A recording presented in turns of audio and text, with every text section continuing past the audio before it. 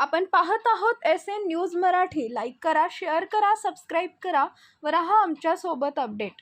सांगोला तालुक्यात दलित ऐक्य एल्गार बैठकीस दलित समाजाचा रेकॉर्ड ब्रेक प्रतिसाद। सूरजदादा बनसोडे।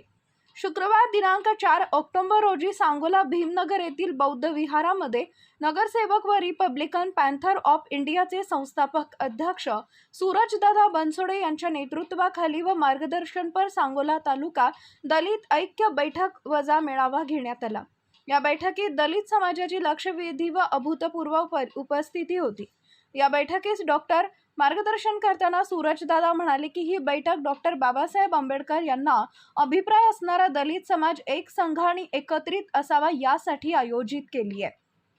सध्या तालुक्यातील राजकीय वातावरण पाहता प्रस्थापित पाटील देशमुख ही नेते मंडळी आपल्या राजकीय स्वार्थासाठी दलित समाजात जाणीवपूर्वक फूट पाडण्याचा प्रयत्न करत आहेत आणि दलित समाजातील काही स्वयंघोषित पुढारी वैयक्तिक स्वार्थासाठी दलित समाजात फूट पाडण्याचा प्रयत्न करत आहेत। उदाहरण, मातंग समाजाच्या बैठका वेगळ्या घेणे, होलार समाजाच्या वेगळी मीटिंग घेणं हे प्रकार सुरू आहेत।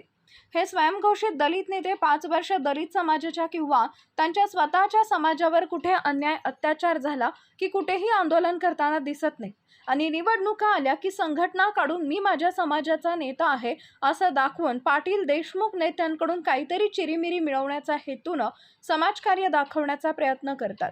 अशा दलाल नेत्यांची दुकानदारी बंद पाडण्यासाठी ही बैठक आयोजित केली असल्याचे सांगितले। पुढे सूरजदादा म्हणाले की या बैठकीस तालुक्यातील दलित समाज एवढ्या मोठ्या संख्येने उपस्थित राहील असं वाटलं नव्हतं। येणाऱ्या निवडणुकीत तालुक्यातील दलित समाज योग्य निर्णय घेऊन दलित समाजाला नक्कीच स्वाभिमान मिळवून देईल।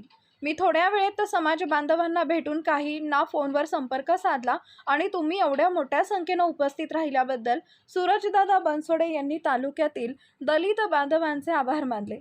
निवडणुका आल्यावर दलित स्वयंघोषित नेते मंडळी समाजामध्ये पाटील देशमुख यांचा प्रचार करण्यास आल्यास त्यांना एवढं विचारा की 5 वर्ष तुम्ही कुठे असता, आता निवडणूक आली की समाज आठवला का असा जाब त्यांना विचारा आणि स्वाभिमानाने येणाऱ्या विधानसभेच्या तयारीला लागण्यास सांगितले।